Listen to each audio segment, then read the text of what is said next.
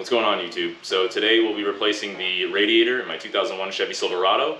The radiator tank has a pretty good split in it, about 4 or 5 inches. Show you a picture now. And yeah, let's go ahead and replace it and get this thing back on the road. Let's get to it.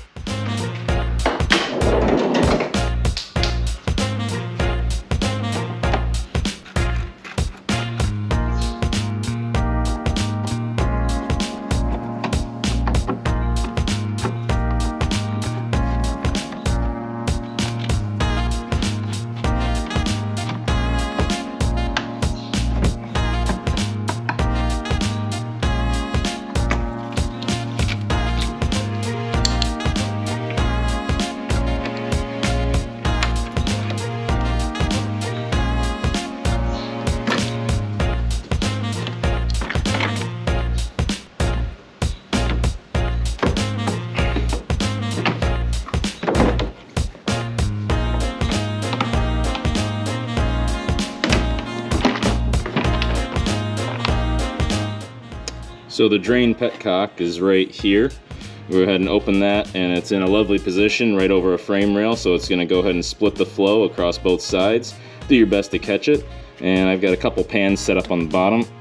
Oh wow, I didn't think I was going to be able to do that by hand. Usually I have to use a pair of pliers.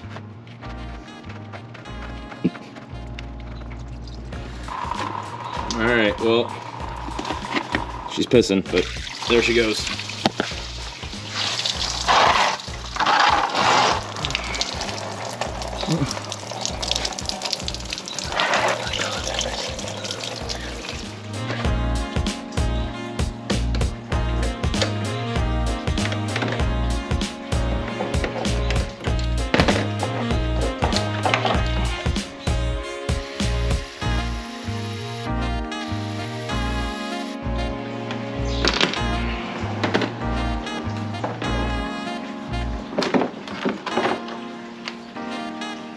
So we're on the passenger side. We've got the one trans line, another heater hose line that goes to the throttle body, and another trans line, and then below that is the lower radiator hose.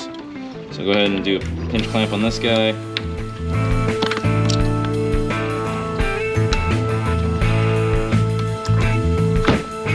There's that.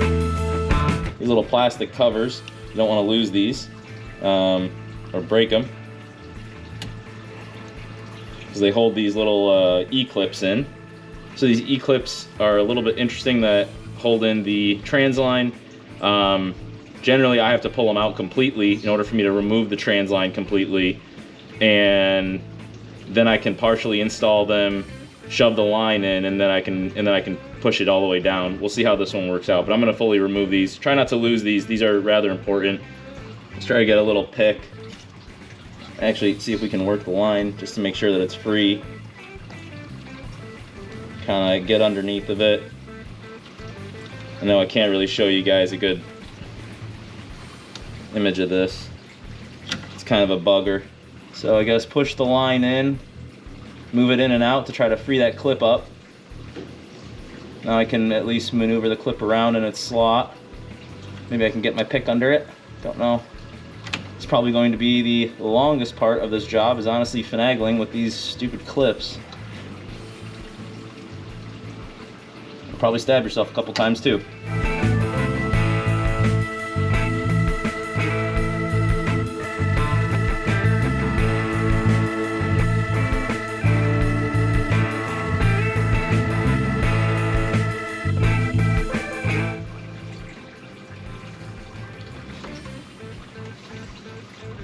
There's one clip. Now the one that I can't really see.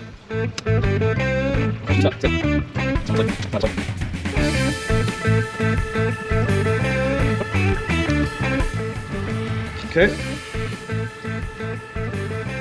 There's the other clip.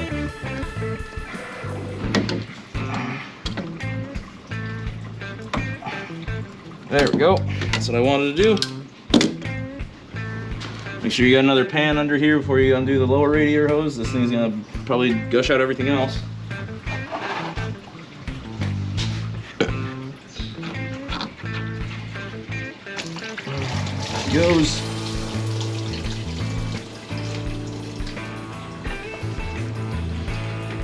Okay. We got 2 radiator hold down bolts. They're both 13 mil.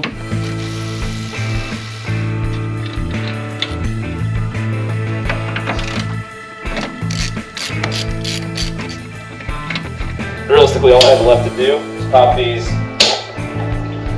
the radiator out of its rubber mounts, and then up she comes.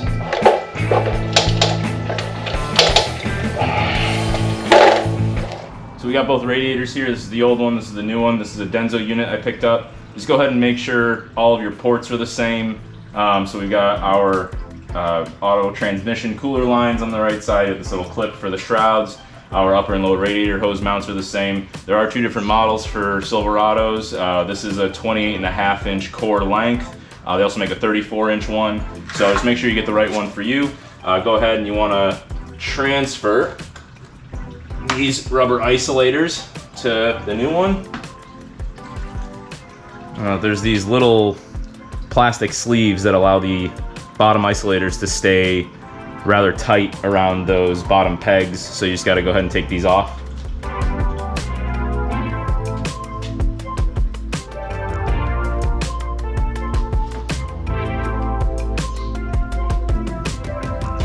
So go ahead and take these little mounts and squeeze them through these ears. I'm gonna go ahead and just spray them down with WD-40 to make the job a little bit easier for me. So when you get your radiator in, obviously just make sure you're seated in both of your lower mounts. This radiator actually comes with new E-clips on the transcooler lines, so that's really nice. I'm just gonna go ahead and just use those. I'm not gonna take them out. Sometimes people have said to take them out because they don't work as good as the stock ones. I'm gonna keep these in. You can go ahead and take these little rubber grommets, and if mine were stuck onto this piece of plastic, I just ripped them off and lubed them up and shoved them in the radiator, so it's easier to slide them back and forth, so you can kind of reposition them for the radiator. And go ahead and get your bolts started.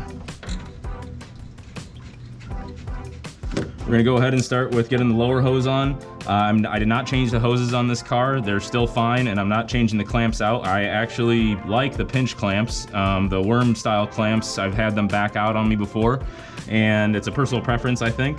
But the one thing that you really need to be mindful of is when you go ahead and put your pinch clamps back on, make sure that your pinch clamps are in the same lines as they were before. The clamp is rested in that, or else you will get leaks.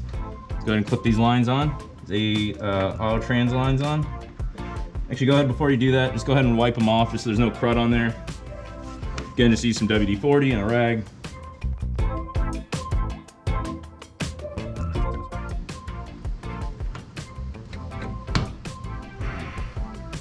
Give her a tug, she ain't coming loose. And you go ahead and slide your little plastic clip over it. Make sure you do this, it's very important. If you don't put those little plastic retainers on, there is a possibility that these E-clips rattle loose. So again, it's very important to make sure you put those plastic clips back over. Go ahead, plug this guy back in. Again, same deal, just make sure you're lined up on that hose shadow, and you should be all right.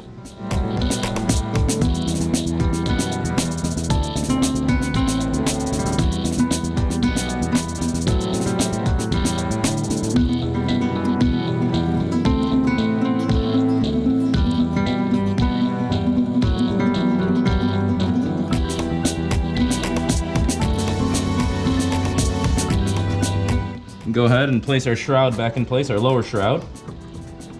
And the lower shroud has no bolts, it just slips into 2 clips. Everything looks good.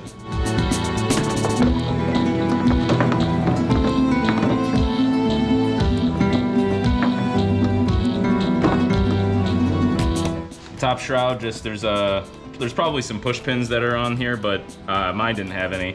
I just got these 2 bolts at the top, and I've got 2 little guide pins.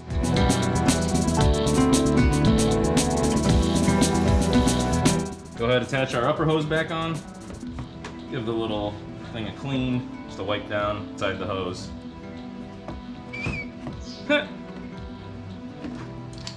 Should whistle. Just a little trick that I have is go ahead and spray some WD-40 around the throttle body flange, as well as the rubber coupler that goes from the air inlet system to the throttle body. It'll just help in making the whole installation a lot smoother.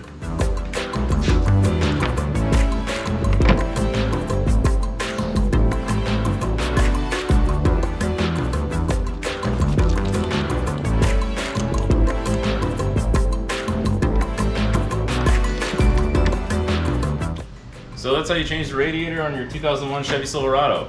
I still have to fill this thing up and drive it around, get it warmed up, and then also still top off the trans oil. Probably lost about maybe a half a quart, maybe max quart of oil. And yeah, there's no real bleed procedure for this car. Some engines, they require you to get the car up to operating temperature and then open up a bleeder screw somewhere. There's no bleeder screw that at least I'm aware of on this engine. So essentially just fill it up, fill up the expansion tank, take it out for a rip. It should more or less self-bleed. That was quite possibly one of the easiest radiators I've ever replaced. I thought I was gonna have to take off the fan clutch, didn't have to do that. You don't have to discharge the AC. That job went so fast, I think I missed something. So I really hope you found this video helpful, entertaining, and educational. And I hope it gives you the confidence to do the radiator on your 2001 Chevy Silverado. Until next time, YouTube, take care.